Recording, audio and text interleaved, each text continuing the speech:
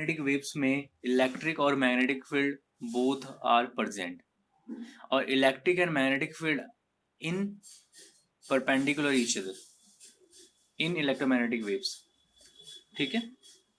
और generally few many electromagnetic waves, x-rays, gamma rays, microwaves, radio waves, ultraviolet waves, infrared, so ये सारी क्या है आपकी इलेक्ट्रोमैग्नेटिक वेव्स हैं।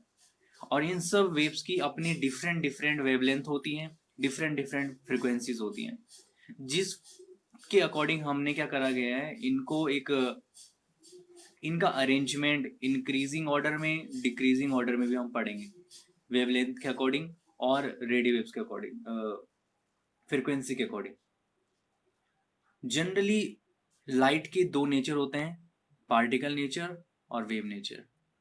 पार्टिकल नेचर्स में हम अलग अलग तरह की चीज़ों पे स्टडी करते हैं, जैसे कि ऑप्टिकल इंस्ट्रूमेंट्स हमारे, टेलीस्कोप, माइक्रोस्कोप और लेंस, मिरर्स, ये सारी चीज़ें हम क्या करते हैं, लाइट के पार्टिकल नेचर्स में पढ़ते हैं।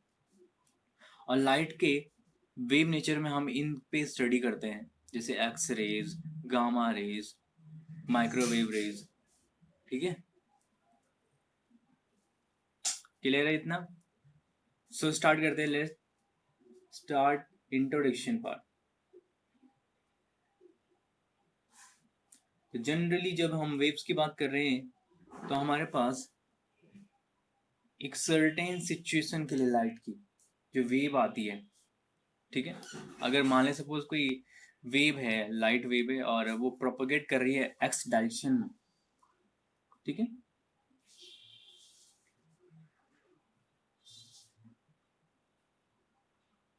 The wave equation for light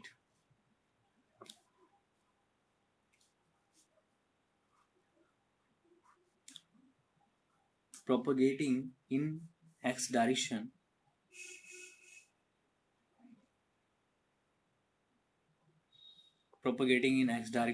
in vacuum,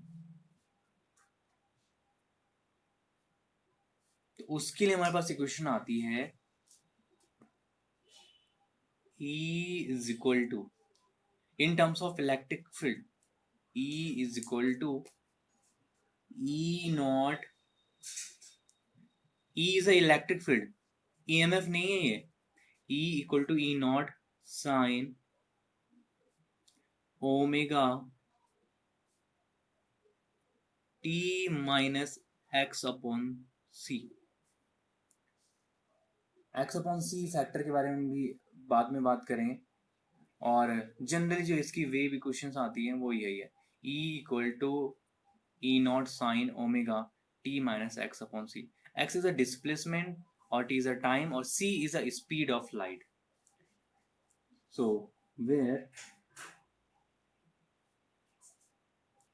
E is the, और कैसे फॉर्म है ये, sine, so sinusoidally E is the sinusoidally varying electric field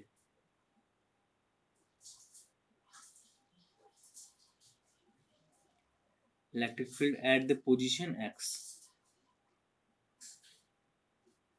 at the position x at time t, किसी time t में जो सिनुसॉइडली वेव होती है electric field के लिए, वो यही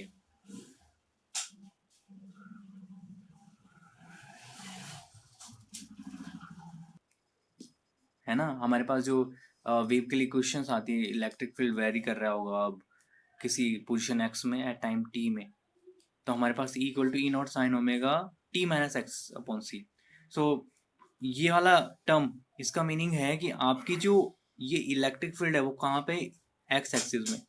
तो एक्स एक्सिस वाई और जेड के परपेंडिकुलर है, इसका मतलब ये कहाँ प्रोपोगेट कर रहा है, वाई जेड प्लेन में, वाई और जेड प्लेन में प्रोपोगेट कर रही है इलेक्ट्रिक फील्ड। अब समझ में आया? Because y, x, y and z axes are perpendicular each other. So it means the electric field, it means, तो क्लियर समझ में आया?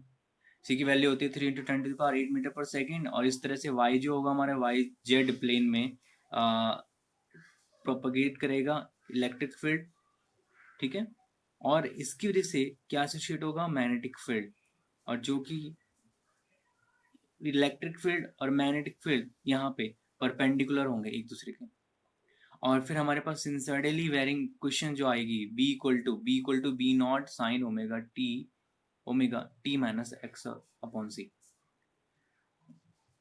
और इस तरह से इन दोनों का एक कॉम्बिनेशन, कैसा कॉम्बिनेशन, ये जो म्यूचुअली परपेंडिकुलर कॉम्बिनेशन, वो कहलाता है electromagnetic wave.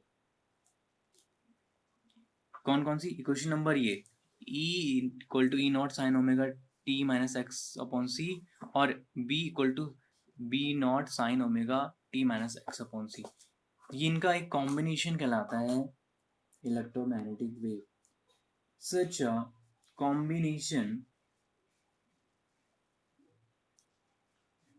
combination of mutually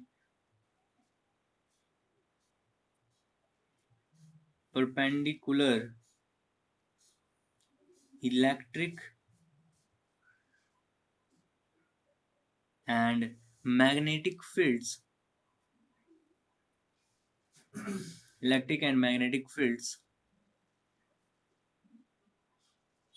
is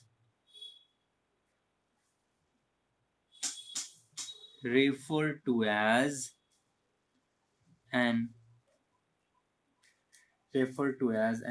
electromagnetic wave. Electromagnetic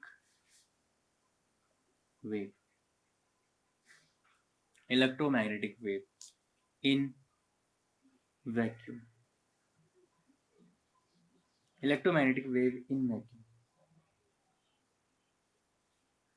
और ये जो थ्योरी डेवलप करी थी सबसे पहली बार, वो ये थ्योरी डेवलप करी थी जे क्लार्क मैक्सवेल, ठीक है, James Clark Maxwell.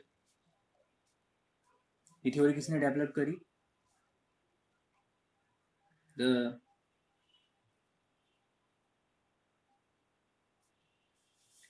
The theory of electromagnetic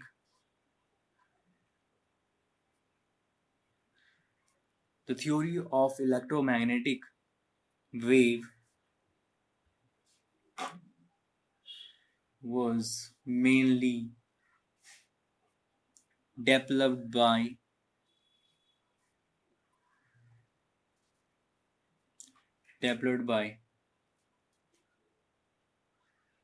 James Clerk Maxwell,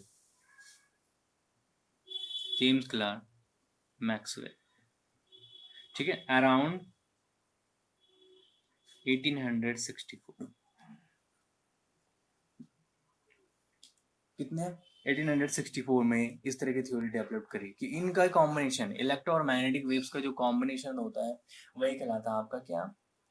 electromagnetic waves. तो अभी तक हमने क्या समझा? What is the meaning of Maxwell displacement current, और कैसे हमने आपको समझाया कि जनरली हम सबसे पहले जब बात करी थी हमने चैप्टर नंबर 4 में, इलेक्ट्रिक करंट वाले चैप्टर में, कि electric current is responsible for produce magnetic field.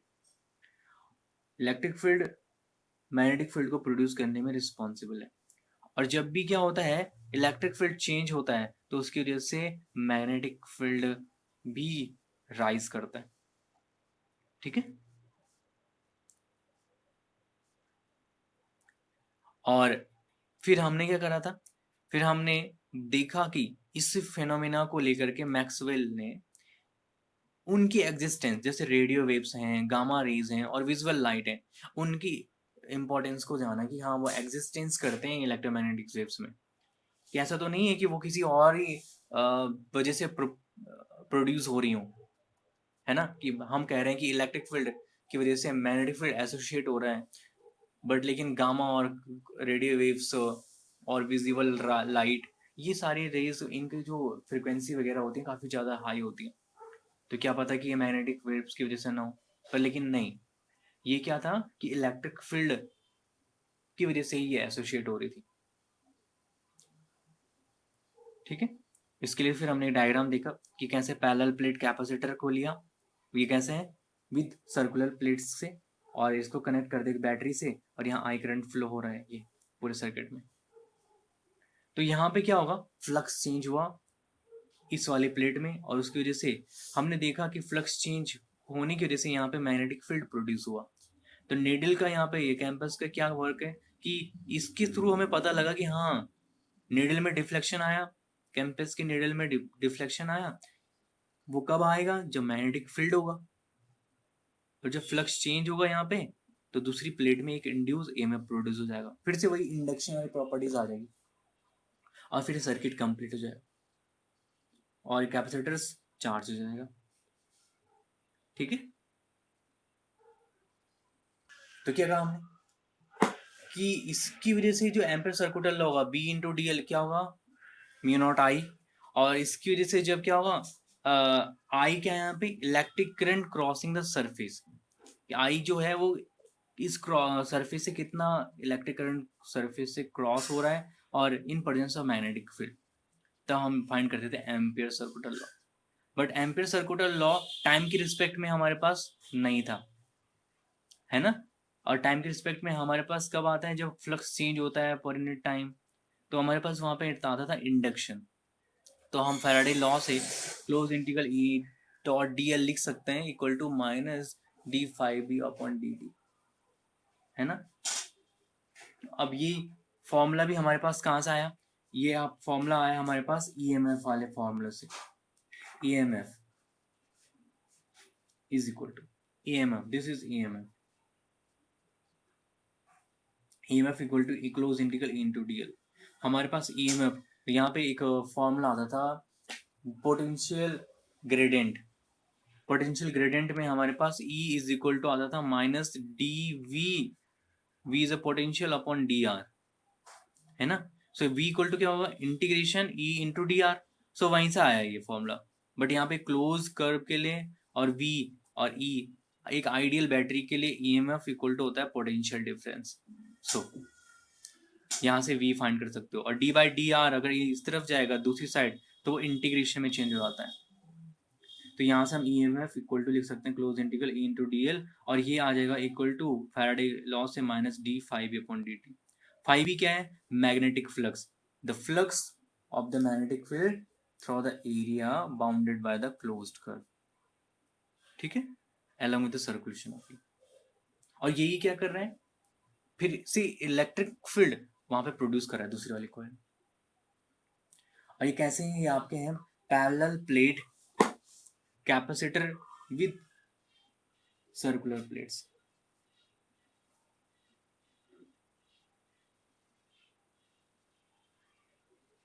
Parallel plate capacitor with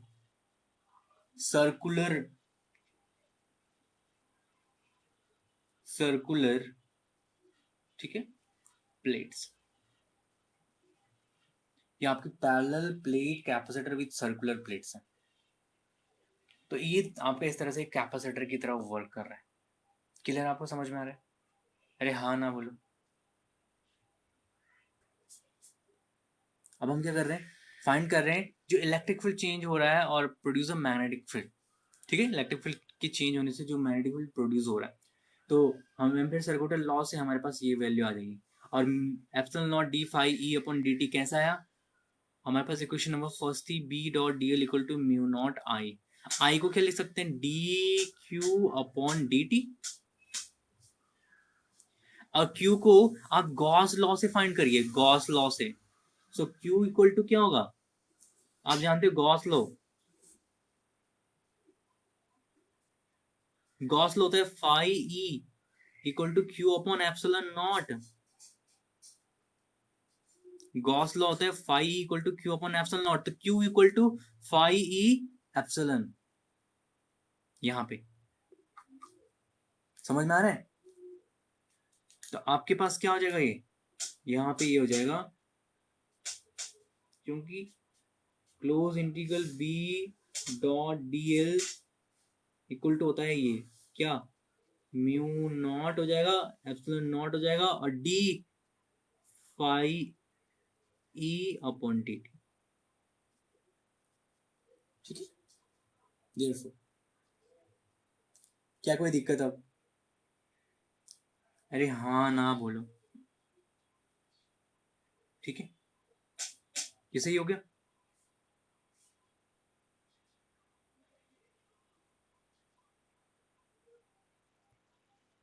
तो ये हमारे पास आया गया, बी इंटू डी एल का रिजल्टेंट फाइंड करा हमने, mu not I plus mu naught epsilon not D phi upon D T, और फिर हमारे पास I common, mu naught common ले लिया, आई प्लस ये आ गया पूरा टर्म, इसको कहते हैं आई डी, और इसी कहते हैं डिस्प्लेसमेंट करंट। तो जेम्स क्लार्क ने ये मैक्सवेल ने जनरलाइज इक्वेशन फाइंड करी थी एम्पीयर्स सर्कुलर लॉ से, तो इसी बोला उन्होंने I D equal to E epsilon not D phi upon D T, displacement current, और इसे कहते हैं एम्पीयर मैक्सवेल लॉ। ये मैक्सवेल की 4 इक्वेशन में से एक है।